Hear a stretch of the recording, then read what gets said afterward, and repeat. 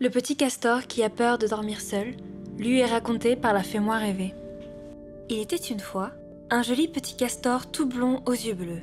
C'est très rare les castors blonds, et encore plus rare avec des yeux bleus. Ce petit castor habitait avec son papa, sa maman et sa petite sœur castorette dans une grande maison en bois.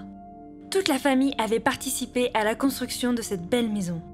Papa castor avait fait beaucoup de béton, de construction, de peinture aussi. Maman castor avait surveillé tous les travaux, mais en essayant de ne pas trop se fatiguer, car à cette époque, bébé castor était encore dans son ventre. Elle faisait peur à tout le monde quand elle grimpait sur la grande échelle avec son gros ventre pour aller à l'étage avant qu'on ne construise l'escalier. Les grands-pères castor avaient fait de la menuiserie, des placards, des clôtures. Les grands-mères castor, elles, avaient fait de la peinture, verni toutes les poutres et cousu les rideaux. Bref, toute cette grande famille castor avait énormément travaillé pour avoir un nid d'amour et tout douillet. Impossible d'avoir peur ou d'être malheureux dans une maison aussi jolie et solide. Les années ont passé avec bonheur et notre petit castor est allé à l'école, tout content de rencontrer plein de copains et de copines. Il aimait aussi beaucoup aller chez ses grands-parents. Il faut dire qu'il avait beaucoup de chance, car dans cette famille, il y avait 4 grands-mères. Tout allait bien. Notre petit castor était entouré de beaucoup d'amour. Il grandissait à vue d'œil, et la plupart du temps, c'était le plus gentil castor de tous les environs. Oh, il y avait bien sûr des jours où il faisait le foufou, ou parfois même il faisait du cinéma pour ne pas manger ou ne pas aller se coucher. Mais comme il était tellement adorable, ça ne durait jamais longtemps, et tout rentrait dans l'ordre. Il aimait aussi beaucoup construire des tours et des monuments en bois. Mais ça, c'était tout à fait normal, car c'est la spécialité des castors de construire. Sa petite sœur castorette l'adorait, et elle imitait tout ce qu'il faisait, même les petites bêtises. Bref, c'était la maison du bonheur, et tout allait bien. Tout me diriez-vous ? Pas tout à fait. Il y avait un petit problème qui embêtait beaucoup notre petit castor.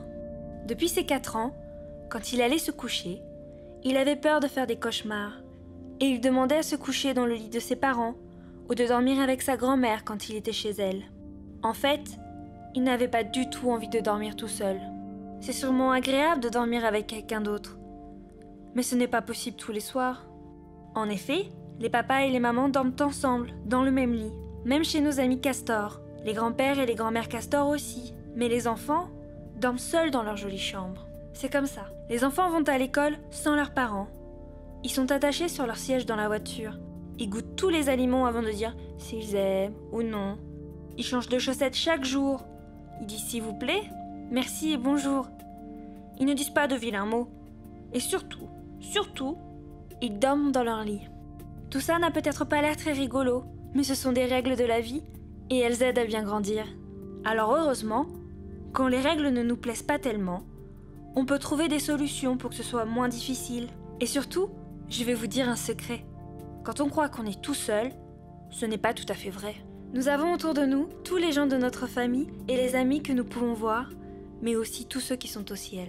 Quand on a un grand-père ou un grand frère au ciel, on peut parfois être triste en pensant à eux, mais on a aussi beaucoup de chance. En effet, ils ont tout le temps de veiller sur nous et de nous tenir compagnie en cachette sans qu'on les voie. Chez les castors, on connaît cela très bien.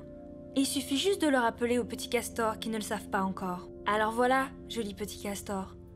Je vais te le dire, le secret qui fait qu'on n'est jamais tout seul. Le soir, dans ton lit, tu penses à quelqu'un que tu aimes très fort. Et tu lui demandes de dormir avec toi. Tu lui fais un peu de place dans ton lit et tu imagines qu'il te prend dans ses bras. Tu peux alors t'endormir tranquillement, rassuré car toute la nuit, tu seras protégé. Quand ton papa ou ta maman t'accompagne au lit le soir, tu peux lui dire « Ce soir, je dors avec grand-père ou avec Pépé, ou encore avec Tata, ou encore avec un gentil dinosaure. » Tu peux choisir qui tu veux et tu ne seras plus jamais seul. Et je vais te dire un autre secret. Si tu hésites, tu peux même en choisir plusieurs et te blottir dans leurs bras.